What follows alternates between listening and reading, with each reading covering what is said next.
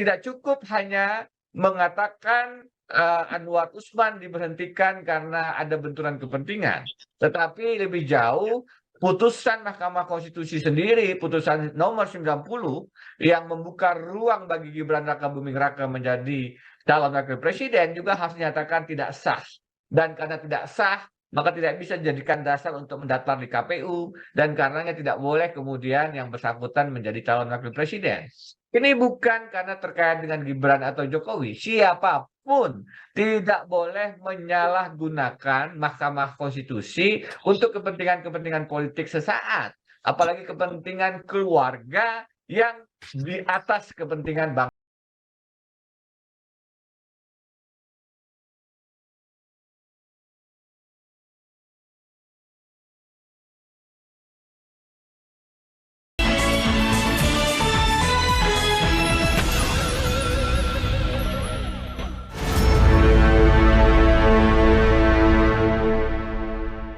Assalamualaikum warahmatullahi wabarakatuh. Saya Herzbun Arif dari Forum News Network. Majelis Kehormatan Mahkamah Konstitusi hari Selasa 31 Oktober 2023, berapa hari lagi ya, 2 hari lagi, akan memulai sidang pertamanya menangani pelaporan atas pelanggaran etik yang diduga dilakukan oleh para hakim di Mahkamah Konstitusi. Ada 9 laporan dan hakim Mahkamah Konstitusi yang total jumlahnya 9 orang itu semuanya dilaporkan ke Majelis Etik tidak terkecuali. Ini merupakan presiden dan sekaligus sejarah paling buruk sepanjang Mahkamah Konstitusi itu berdiri. Mahkamah Konstitusi ini kan bersama dengan KPK adalah salah satu lembaga yang lahir pasca era reformasi. Mahkamah Konstitusi adalah lembaga tinggi negara yang integritas dan kemuliaannya itu harusnya sangat terjaga karena posisinya sebagai penjaga konstitusi. Ketua Majelis Kehormatan Mahkamah Konstitusi yang juga mantan Ketua Mahkamah Konstitusi pertama, Profesor Zimli Asidiki, bahkan secara hiperbolis dia menyatakan bahwa peristiwa ini belum pernah terjadi sepanjang sejarah peradaban manusia. Ada peristiwa di mana semua hakim konstitusi dilaporkan ke Majelis Kehormatan Mahkamah Konstitusi. Perlu diketahui, ini perkara belum pernah terjadi dalam sejarah umat manusia. Ya, seluruh dunia, semua hakim dilaporkan melanggar kode etik. Baru kali ini. Gitu loh ya. Jadi saudara-saudara sekalian, terlepas dari saudara ini berasal dari mana, ya, sekarang ini masyarakat politik itu terpecah 5. Kubu sini, kubu tengah, dan kubu antara. Pada marah semua. Nah, jadi kasus putusan terakhir ini menarik perhatian seluruh rakyat Indonesia. Ini bagus, harus disyukuri. Itu loh, untuk public education, bagus sekali ini. Civic education, bagus sekali. Jadi nggak ada orang yang tidak membicarakan MK sebulan ini. MK semua dengan segala macam ya emosinya. Nah, bagus itu. Jadi kalau kita lihat dari langit, waduh ini harus disyukuri, ini bagus ini. Dan yang membuat sejarah itu ya saudara-saudara ini, yang melapor ini. Gitu loh. Jadi saya ucapkan selamat datang di sini dan ya mari kita ya kan syukuri. Dari 9 laporan tadi, yang paling banyak dilaporkan adalah Ketua Mahkamah Konstitusi, Profesor Anwar Usman, adik ipar Presiden Jokowi sekaligus paman dari calon Wakil Presiden Gibran Rakabuming.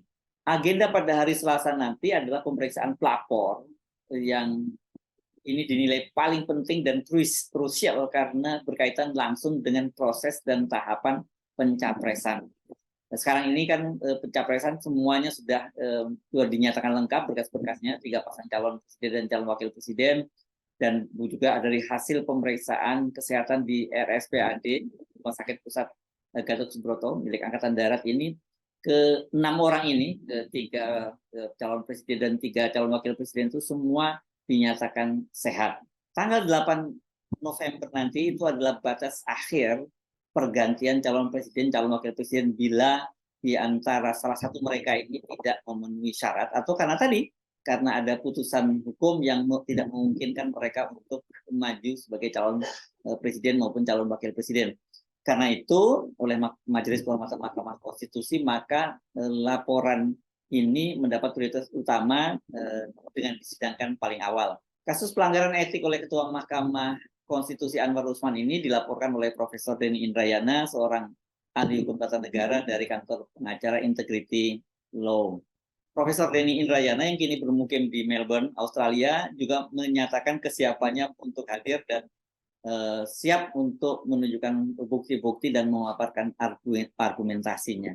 Saya mengajak Anda untuk menyimak apa sih basis argumentasi dari Profesor Denny Indrayana, sehingga dengan begitu kita akan mendapat gambaran bagaimana nantinya jalannya sidang pada hari Selasa mendatang ya.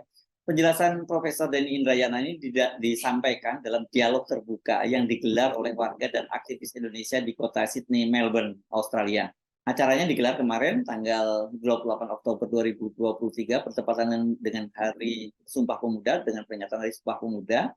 Dan selain Profesor Denny, tampil sebagai pembicara adalah Bung Rocky Gerung dari Forum News Network serta Manusia Merdeka Muhammad Said Didu. Terkait hukum dan keadilan serta kondisi terakhir di tanah air, saya pikir minta maaf kalau yang akan saya sampaikan adalah potret yang berulang dan sudah bisa dilihat dari berbagai pembicaraan, pemberitaan, dan banyak sekali podcast dan lain-lain. Saya berpikir ini adalah potret dunia hukum kita yang salah satu yang terburuk ya. Saya bilang begitu karena situasi hukumnya sudah sangat menyedihkan dan mengganggu saya yang selama ini berkecimpung di dunia hukum. Kalau kita melihat dari sisi penegakan hukum, kelembagaan, maka sekarang teman-teman lihat bagaimana kondisi KPK, bagaimana kondisi Mahkamah Konstitusi. Saya tidak ingin bicara kejaksaan dan kepolisian ya, itu dari dulu problematik. Tapi bayangkan bagaimana lembaga-lembaga anak kandung reformasi, artinya lahir sebagai hasil dari perjuangan dan reformasi kita, sebagai ikhtiar kita untuk menuju Indonesia yang lebih baik, lebih anti korupsi, lebih demokratis. Kita melahirkan misalnya KPK dan Mahkamah Konstitusi. Dan kedua-duanya sekarang sedang dalam posisi yang sangat terpuruk. Hari-hari ini Komisi Pemberantasan Korupsi itu justru menjadi komisi pemeras dan korupsi itu sendiri. Kita melihat dan menyaksikan bagaimana ada dugaan kasus pemerasan yang dilakukan oleh Firly Bahuri misalnya. Dan ini adalah puncak dari pelemahan dan pelumpuhan KPK. Saya mengatakan ini sebenarnya dimulai sejak minimal kalau kita mau tarik beberapa tahun ke belakang, sejak tahun 2019 pada saat ada perubahan Undang-Undang KPK.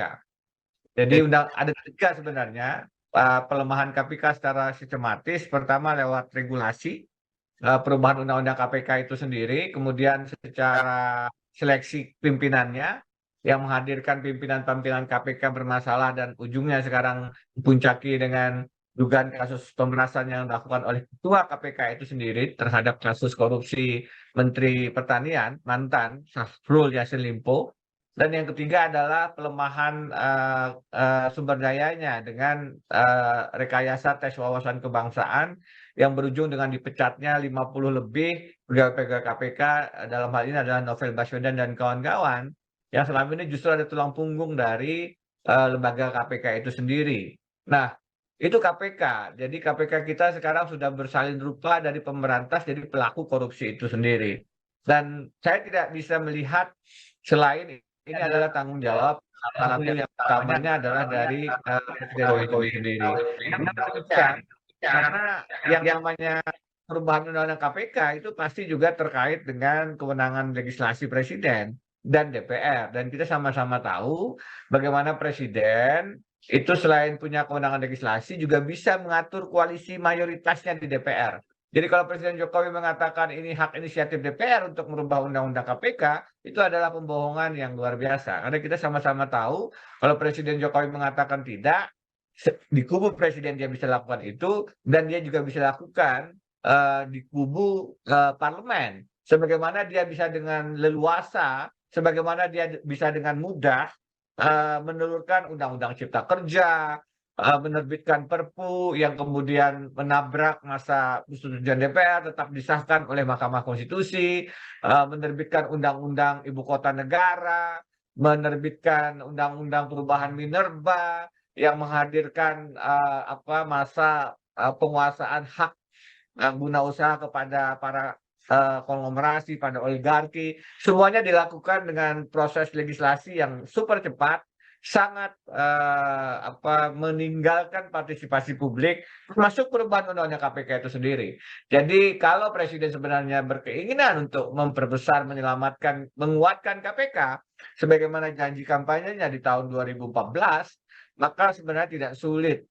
Itu artinya pelemahan, pelumpuhan, pembunuhan KPK. Saya pernah menulis buku berjudul Don't Kill KPK, jangan bunuh KPK. Pelaku utamanya adalah Presiden Jokowi sendiri. Nah, yang kedua, terkait dengan Mahkamah Konstitusi. Mahkamah Konstitusi ini adalah lembaga yang salah satu yang sangat penting di negeri kita. Dia punya kewenangan untuk menguji peraturan undang-undang, apakah sesuai atau tidak dengan Undang-Undang Dasar. Dia punya kewenangan untuk memberhentikan presiden. Dia punya kewenangan untuk membubarkan partai politik. Dia punya kewenangan untuk juga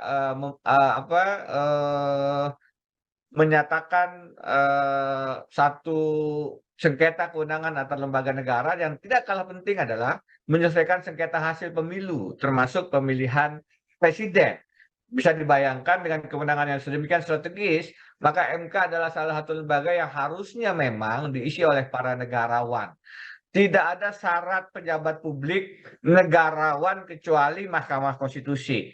Dan kita melihat memang sejak ditangkapnya Ketua KPK, Ketua Mahkamah Konstitusi Akil Mokhtar, itu pertama dalam sejarah yang saya ingat di dunia, ada seorang lembaga mahkamah selevel Mahkamah Agung, Supreme Court, atau konstitusi, Mahkamah Konstitusi, ditangkap red-handed, ditangkap tangan, kemudian dihukum seumur hidup karena kasus korupsi.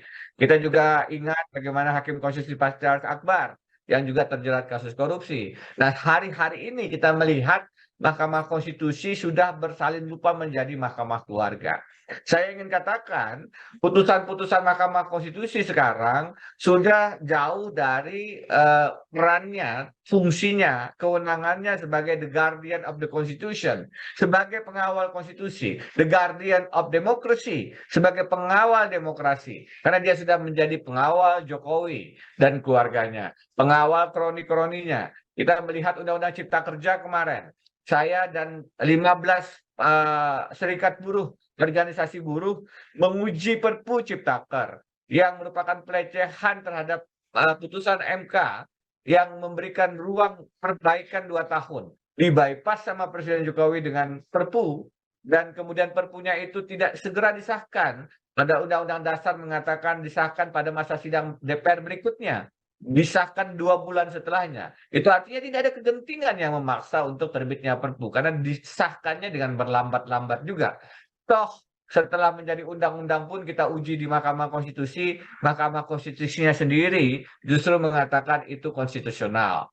Mahkamah Konstitusi mengatakan perpanjangan masa jabatan pimpinan KPK yang harusnya berakhir tahun ini menjadi tahun depan, itu juga konstitusional. Saya membaca itu adalah skenario untuk tetap menguasai KPK di tahun pemilu, terutama untuk menjadi politik sandera kepada elit-elit politik, sehingga kemudian bisa diatur berkoalisi dengan siapa dan mencalonkan presiden atau wakil presiden yang mana. Kita sama-sama paham. Saya pernah membuat puisi dengan judul Korupsilah dalam Pelukan Koalisi, karena memang KPK akhirnya itu mengangkat kasus-kasus lawan oposisi dan kemudian menenggelamkan, menyimpan kasus-kasus kawan koalisi. Nah, KPK yang semacam ini diperpanjang masa jabatannya oleh putusan Mahkamah Konstitusi. Terakhir kita diberikan suguhan putusan Mahkamah Konstitusi yang persembahan dari seorang paman Anwar Usman kepada Jokowi kakak iparnya dan ponakannya Gibran Rakabuming Raka. Ini adalah putusan yang menurut saya sangat melecehkan logika-logika hukum. Banyak sekali cacatnya. Kalau kita lihat dari proses pendaftarannya, kasus ini, permohonan ini sudah pernah dicabut. Menurut peraturan undang-undang, suatu permohonan yang sudah dicabut tidak bisa diajukan kembali. Toh pada kenyataannya itu diajukan dan diterima bahkan di hari libur. Karena apa? Karena memang sudah ada tangan-tangan yang disediakan untuk menerima kembali permohonan itu. Dari sisi prosedur banyak yang ditabrak, banyak yang dilanggar. Dari sisi keputusan, putusan ini juga putusan yang aneh bin ajaib karena sebenarnya yang menjadi amar putusan itu hanya 3 orang dari 9. Artinya 6 yang lain tidak sepakat dengan amar putusan yang mengatakan bahwa calon presiden atau wakil presiden itu berusia sekurang-kurangnya 40 tahun atau berpengalaman menjadi elected official termasuk kepala daerah. Jadi ini kita ingin lihat kata-kata berpengalaman pernah garis miring sedang. Sedang di situ betul-betul dipersembahkan kepada Wali Kota Solo Gibran Rakabuming Raka. Kenapa demikian? Karena dalam permohonannya sebenarnya pemohon mahasiswa Solo, anak-anak daripada Bonyamin, salah satu LSM Masyarakat Anti Korupsi Indonesia, sahabat dekat Jokowi, itu sebenarnya memberikan argumentasi bahwa kenapa kepala daerah di bawah 40 tahun harus diberikan kesempatan untuk maju sebagai pasangan calon presiden. Dia memberikan contohnya adalah contoh Gibran Rakabuming Raka. Karena itu kalau Anwar Usman atau ada yang berpendapat ini tidak terkait dengan Jokowi ataupun Gibran, maka itu terbantahkan karena permohonannya sendiri memang memberikan argumen, contohnya adalah Wali Kota Solo. Dan yang terakhir, yang sangat telanjang, bagaimana aturan universal itu memberikan satu postulat bahwa hakim tidak boleh memeriksa perkara yang terkait dengan dirinya atau keluarganya, dan itu keputusannya akan mempunyai dampak langsung atau tidak langsung dengan dirinya atau dengan keluarganya. Ini ada dalam aturan universal dan kemudian juga diadopsi dalam Undang-Undang Kekuasaan Kehakiman kita, diatur pula dalam peraturan Mahkamah Konstitusi, terutama yang terkait dengan kode etik dan perilaku hakim konstitusi. Dalam kode etik misalnya disebut hakim harus mundur dari penanganan perkara yang putusannya berkaitan langsung dengan keluarganya. Tidak ada penafsiran lain bahwa perkara tentang syarat umur capres dan cawapres itu ternyata dan faktanya berkait dengan kepentingan langsung kakak ipar dari Anwar Usman, Presiden Jokowi, dan keponakannya Gibran untuk bisa maju sebagai capres, dan sekarang sudah terbukti memang mendaftar di KPU sebagai cawapres dari Prabowo. Jadi fakta sudah dengan sendirinya berbicara, tidak terbantahkan bahwa putusan itu berkaitan langsung dengan keluarga. Karena itu tidak mundurnya Anwar Usman dari memeriksa mengadili, memutuskan perkara 90 dan kawan-kawannya itu jelas-jelas adalah pelecehan terhadap asas-asas hukum, prinsip-prinsip beracara dan logika-logika yang sehat, waras dan wajar. Karena itu saya dalam hari-hari ini sebenarnya sejak 2 bulan yang lalu sudah menyampaikan semacam summon, semacam keberatan, semacam gugatan terhadap terlibatnya Anwar Usman dalam pemutusan perkara syarat umur ini. Sejak 27 Agustus saya berkirim surat ke Mahkamah Konstitusi, tidak digubris, dan 23 Oktober yang lalu saya berkirim surat lagi. Hari Kamis kemarin ada sidang, saya nyatakan di persidangan itu bahwa tidak cukup hanya mengatakan Anwar Usman diberhentikan karena ada benturan kepentingan, tetapi lebih jauh putusan Mahkamah Konstitusi sendiri, putusan nomor 90 yang membuka ruang bagi Gibran Rakabuming Raka menjadi calon wakil presiden juga harus dinyatakan tidak sah.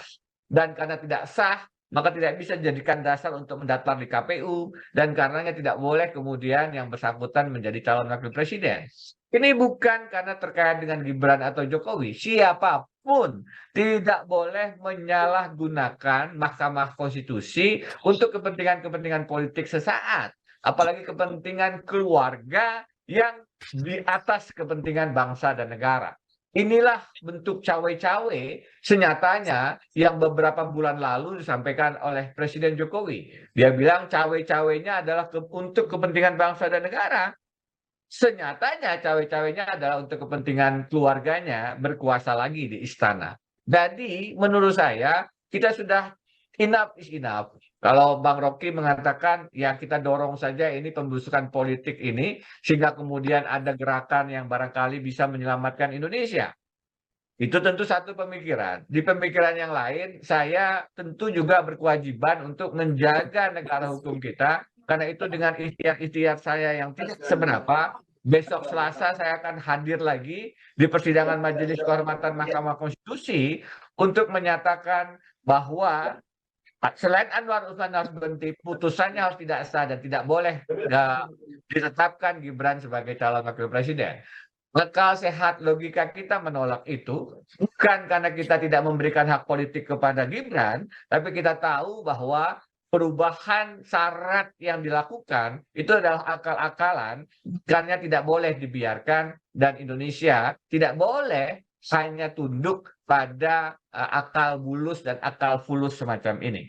Itu yang disampaikan oleh Profesor Jimli Asidiki pada saat membuka persidangan klarifikasi hari Kamis yang lalu dengan mengatakan sekarang akal sehat sudah dikalahkan oleh akal bulus dan akal fulus. Hukum sudah dikalahkan oleh godaan kekayaan dan godaan kekuasaan. Inilah peninggalan Presiden Jokowi yang seakan-akan sangat berprestasi, seakan-akan didukung oleh approval rating 80% lebih. Faktanya sebenarnya kalau kita tidak sadar-sadar juga, yang ada di depan mata kita adalah pembunuhan negara hukum, rusaknya demokrasi, dan makin merajalelanya korupsi dengan dibunuhnya KPK, dengan dibunuhnya Mahkamah Konstitusi dan akal sehat kita semua. Saya pikir itu pengantar saya, dan tidak ada jalan lain untuk kita menyelamatkan Indonesia selain kita kembali mengangkat rasionalitas kita, kewarasan kita, menolak kedunguan kita, menolak kedunguan-kedunguan para elit politik kita, dan menghadirkan akal sehat, akal waras untuk melawan kezaliman-kezaliman, terutama di bidang hukum yang sekarang sudah sangat kasat mata. Dari penjelasan Profesor Denny Indrayana, kalau kita menggunakan akal sehat dan hidup dalam sebuah negara dengan hukum yang dijunjung tinggi, sesungguhnya kita sudah bisa memprediksi seperti apa nanti keputusan dari Majelis Kehormatan Mahkamah Konstitusi dan juga bagaimana implikasinya terhadap pencapresan tepatnya Gibran Rakabuming putra Presiden Jokowi.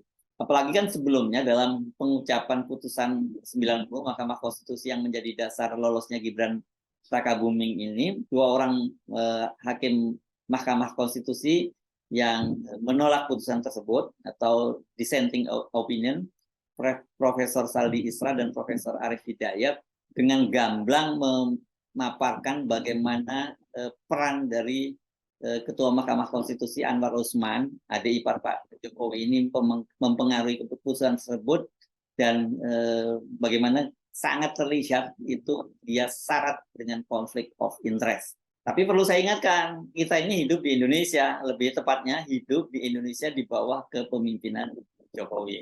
Jadi jangan terlalu cepat mengambil kesimpulan, apalagi kemudian kalau kesimpulan yang Anda gunakan itu menggunakan akal sehat. Ya. Ini bagaimana ya di negara ini menggunakan akal sehat itu nggak pas di sini, karena seperti dikatakan oleh Profesor Jimli Asidiki, akal sehat di Indonesia itu sekarang ini kalah dengan akal bulus dan akal fulus. Tapi saya mendorong Anda, mengingatkan Anda, memberi semangat Anda untuk terus semangat ya mengawal berbagai perubahan dan perbaikan terhadap Indonesia yang kita cintai ini. Jangan pernah berhenti mencintai Indonesia. Saya Hersun Arif dari Forum News Network. Wassalamualaikum warahmatullahi wabarakatuh. Sekarang ini Akal sehat itu sudah dikalahkan oleh akal bulus dan akal fulus. Akal fulus itu untuk uang, kekayaan, akal bulus itu untuk jabatan. Akal sehat sekarang lagi ya terancam oleh dua, iblis kekuasaan dan iblis kekayaan.